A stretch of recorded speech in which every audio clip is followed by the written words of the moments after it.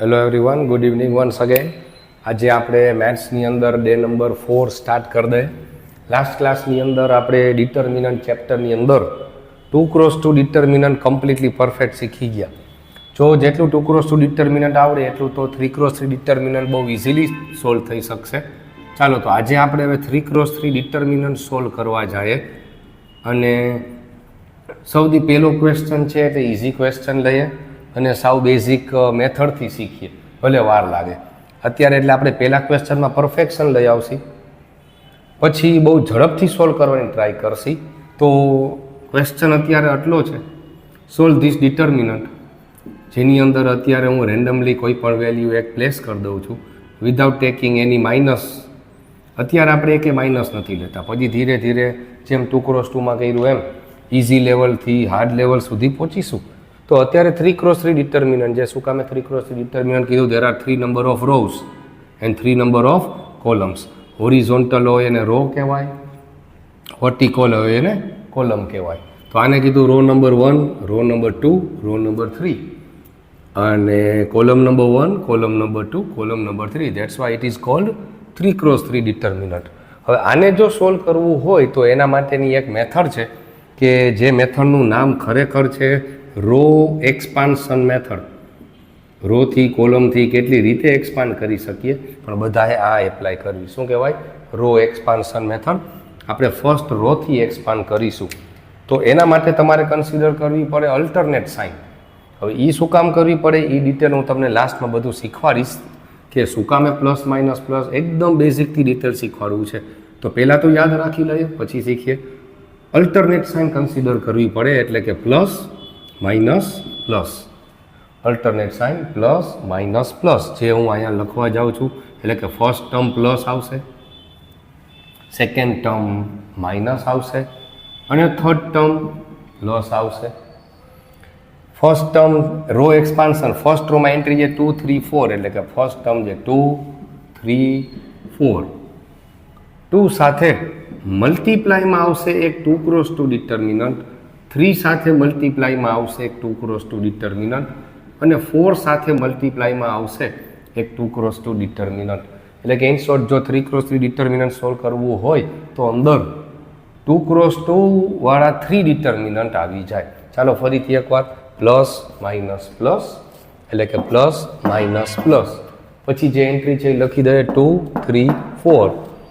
હવે અહીંથી જ ઇમ્પોર્ટન્ટ છે, અને આ ડિટર્મિનન્ટ તમારે આવનારા 4 ચેપ્ટરની અંદર આવશે, ત્યારે 3x3 બહુ ઝડપથી સોલ્વ થવું જોઈએ. હવે ક્વેશ્ચન એ કે 2 સાથે 2x2 ડિટર્મિનન્ટ શું આવે એન્ટ્રી સાથે, તો મેથડ આમ છે કે આ જે એન્ટ્રી છે એની રો ને કોલમ હાઇડ કરી દો. હાઇડ કરી દો એટલે કે ઢાંકી દો.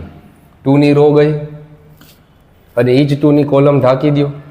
2ની રો અને કોલમ હાઇડ કરી દો, તો જે તમને એન્ટ્રી દેખાય, ચલો તમને 4 એન્ટ્રી દેખાય, દેટ ઇઝ 2x2 ડિટર્મિનન્ટ. તો એ 2x2 ડિટર્મિનન્ટ લખી દે 2, 0, 5, 4. મેન મેથડ આ છે ને તમારે એક્ઝામમાં પણ જીટીયુમાં આવી રીતે લખવાનું હોય.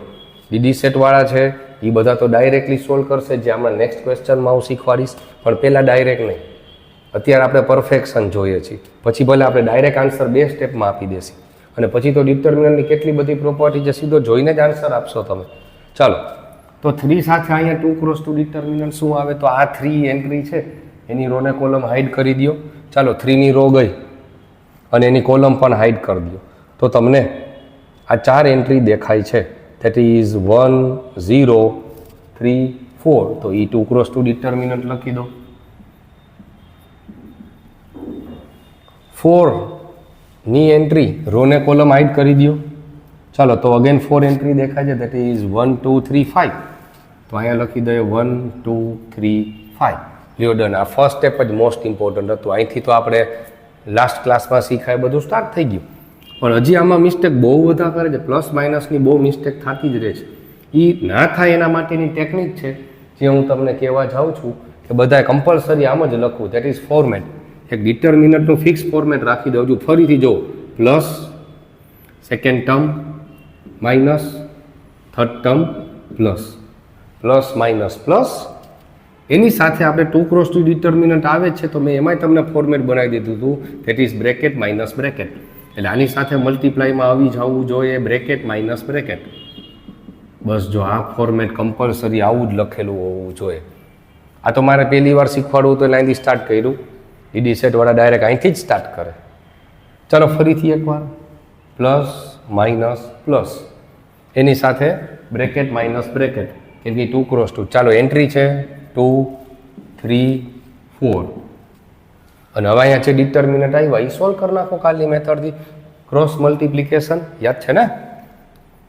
તો પણ આ ખાસ ધ્યાન પહેલાં આ બેનું જ મલ્ટિપ્લિકેશન થાય એ ભૂલાય નહીં. ચાલો પહેલાં 2 × 4 એટલે કે 8 પછી માઇનસ કરીને તો માઇનસ પ્લસ તો બધું આપણે કરેલું પડ્યું જ છે. હવે તમારે ખાલી આ બ્રેકેટ દેખાય છે એમાં મલ્ટિપ્લિકેશન આન્સર જ મૂકો. પ્લસ માઇનસની મિસ્ટેક ના થાય કેમ કે આપણે પહેલેથી પ્લસ માઇનસ બધું ગોઠવેલું જ રાખ્યું. હવે તમે ખાલી મલ્ટિપ્લિકેશન આન્સર. ચલો 2 × 4 એટલે કે 2 × 4 એટલે કે 8 5 × 0 0 1 × 4 4 3 × 0 0 1 × 5 5 3 2 6 ધેટ્સ ઇટ. હવે અંદરના પહેલાં પ્લસ માઇનસ સોલ્વ કરી દો. આને એમનેમ જ રાખો. 8 - 0 8 -3 એઝ ઇટ ઇઝ 4 - 0 એટલે કે 4 +4 એઝ ઇટ ઇઝ 5 - 6 5 - 6 કીધું એટલે કે તો એ -1 થાય. હા હવે મલ્ટીપ્લાય કરી દો અંદર. 2 × 8 16 3 × 4 12 એન્ડ 4 × -1 એટલે કે -4. તો કોઇન્સિડન્ટ આન્સર તો જો કે એવો જ આવી ગયો પાછો 16 - 12 ને -4 તો ટોટલ આન્સર આવે છે 0. ડિટર્મિનન્ટ આન્સર 0 પણ આવી શકે છે. હલો તો આ આપણો લાસ્ટ આન્સર થયો. બસ લ્યો આટલી મેથડ કરવાની છે. ફર્સ્ટ ક્વેશ્ચન હતો એટલે મેં તમને એકદમ ડિટેલમાં સરખી રીતે લખી દીધું. ચલો તમે બધા પણ વ્યવસ્થિત રીતે એક વિડીયો પોઝ કરીને સરખી રીતે લખી દો પછી હું પ્રેક્ટિસ માટે તમને બીજો ક્વેશ્ચન આપું. ઓકે એક કામ કરીએ ચલો હું પ્રેક્ટિસ માટે તમને ક્વેશ્ચન આપી જ દઉં. ચાલો આટલું જેટલા લોકોને લખાઈ જાય પછી આપણે એક લેવલ અપ કરી જ દઈએ. ચલો ને આવા ઇઝી ક્વેશ્ચન છે તો હવે હું તમને ક્વેશ્ચન આપું છું. ચાલો જેટલાના લોકોને પહેલાં પોસ્ટ કરીને લખી લેજો પછી આ ક્વેશ્ચન જાતે સોલ્વ કરે અને જો સાવ સાચો આન્સર આવી ગયો તો તમને ડિટર્મિનન્ટ આવડી ગયું એક વારમાં જ. પણ મિસ્ટેક થવાના ચાન્સ છે મારે વધારવા જો માઇનસ લઈ આવું છું. કરેક્ટ. ચાલો આટલું આપણો ક્વેશ્ચન છે. ચાલો આનો આન્સર શું આવે છે એ પહેલાં સોલ્વ કરો. બરોબર છે પછી ચેક કરો. ચાલો હું સોલ્વ કરાવું છું. આટલું નોટ ડાઉન કરો.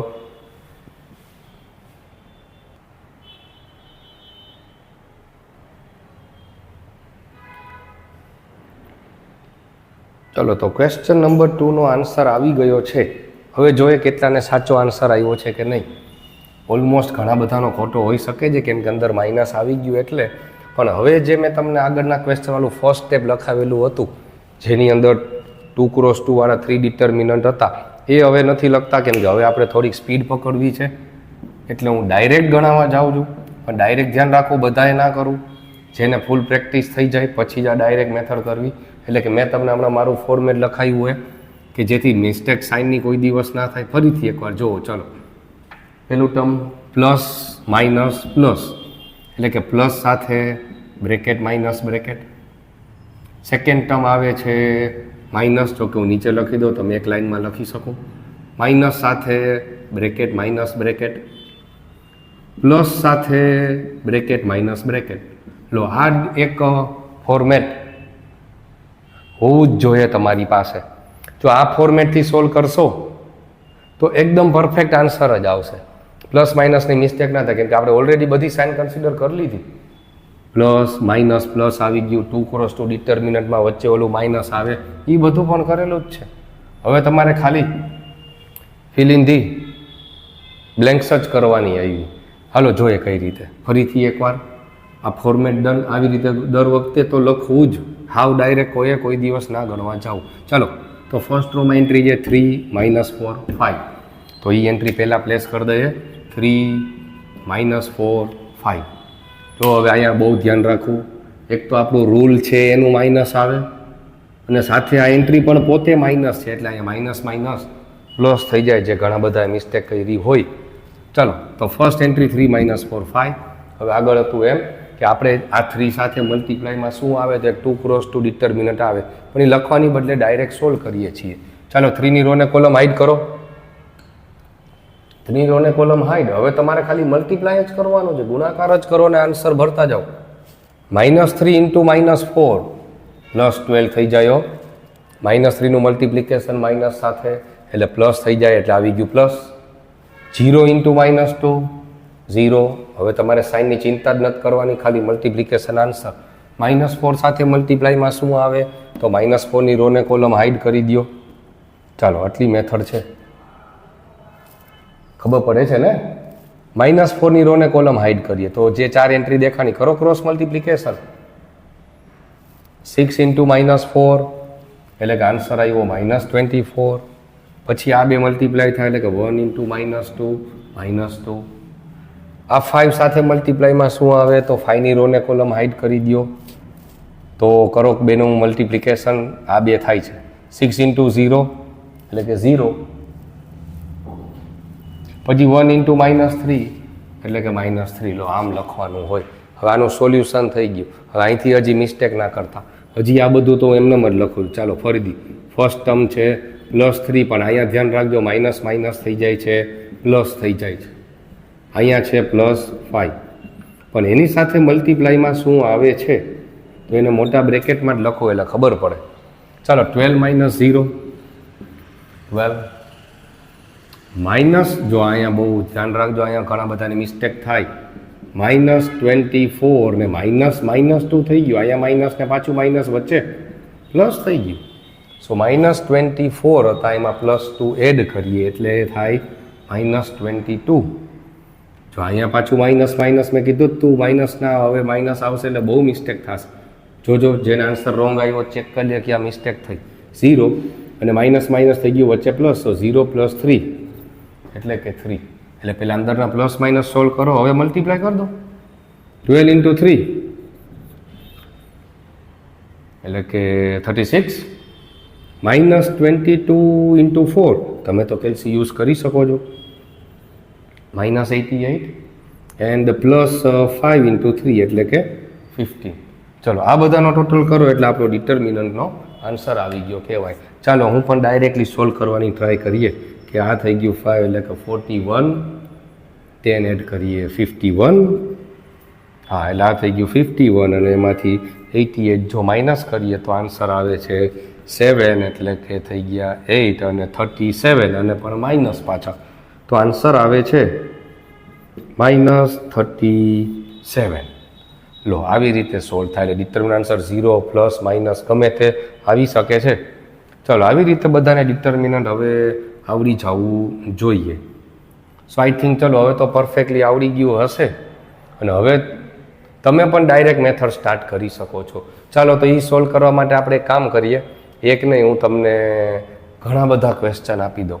ચાલો રો એક્સપાન્શન મેથડથી સોલ્વ કરતાં આવડી ગયું. જો અહીંયા પ્લસ હતું, અહીંયા માઇનસ હતું ને આ રૂલનું માઇનસ, અને હવે અહીંયા માઇનસ શું કામ આવે હું તમને નેક્સ્ટ ક્લાસમાં મેટ્રિક્સ વખતે કોફેક્ટર માઇનર શીખવાડીશ. એ રીઝન છે એનું કે એન્ટ્રી કઈ છે, ઓડ એન્ટ્રી, ઇવન એન્ટ્રી એટલે પ્લસ માઇનસ આવે. કોફેક્ટર ને માઇનર વખતે તમને શીખવાડી દઈશ. પણ અત્યારે પહેલાં આની પ્રેક્ટિસ સ્ટાર્ટ કરો બધા. જેમ બને માનો મેક્સિમમ પ્રેક્ટિસ કરો ડિટર્મિનન્ટની. આનો એકે માર જાવો ના જોઈએ અને આનો યુઝ પછીના ચેપ્ટરમાં બહુ આવશે એટલે આ બહુ પરફેક્ટલી જોશે. તો ચલો હવે હું તમને ક્લાસ વર્કમાં જ ઘણા બધા ક્વેશ્ચન આપી દઉં અને તમારે આનો આન્સર જેટલા યુટ્યુબમાં જોવે કમેન્ટ બોક્સમાં લખી દેજો શું આવે છે આન્સર. ચાલો હોમવર્ક ક્લાસ વર્ક 1 2 3. ચાલો 3 ક્વેશ્ચન્સ આપીએ છીએ. ત્યાં સુધીમાં તમે આ નોટ ડાઉન કરો. મસ્ત મજાનું સારી રીતે લખી લો. ત્યાં હું તમને 3 ક્વેશ્ચન ગોતીને આપું. ચાલો તો આ 2 ક્વેશ્ચન જો સોલ્વ થઈ જાય તો તમારા માટે 3 હોમવર્ક્સ મેં તમને આપી દીધેલા છે. આ 3 ક્વેશ્ચનને સોલ્વ કરે અને બીજી ટેક્સ્ટ બુકમાંથી પણ જેમ બને મેક્સિમમ એક્સરસાઇઝ સોલ્વ કરે. 3 ક્વેશ્ચન્સ છે તમારા માટે. ચલો ઓકે. કાલે આપણે ડિટર્મિનન્ટની અંદર હવે જેમ 2x2માં ઊંધા ક્વેશ્ચન સોલ્વ કર્યા હતા એવા ક્વેશ્ચન આપણે સોલ્વ કરીશું. 2x2માં ઊંધા ક્વેશ્ચન હતા કે ડિટર્મિનન્ટનો આન્સર શું આવે એ ડાયરેક્ટ ક્વેશ્ચન. પછી ઊંધા ક્વેશ્ચન સોલ્વ કર્યા આપણે ડે 2માં કે જો ડિટર્મિનન્ટનો આન્સર 0 કે 10 હોય તો અંદર અનનોન વેલ્યુ એક્સનો આન્સર શું આવી શકે. ચલો આ 3 હોમવર્ક્સ છે તમારા માટે. મને બધા આનો આન્સર આપી દેશે ને નોટબુકમાં પ્રોપરલી કેલ્ક્યુલેશન કરીને આપશે અને આ ફોર્મેટથી સ્ટાર્ટ કરે તો પણ કાંઈ વાંધો નથી. ચલો ઓકે.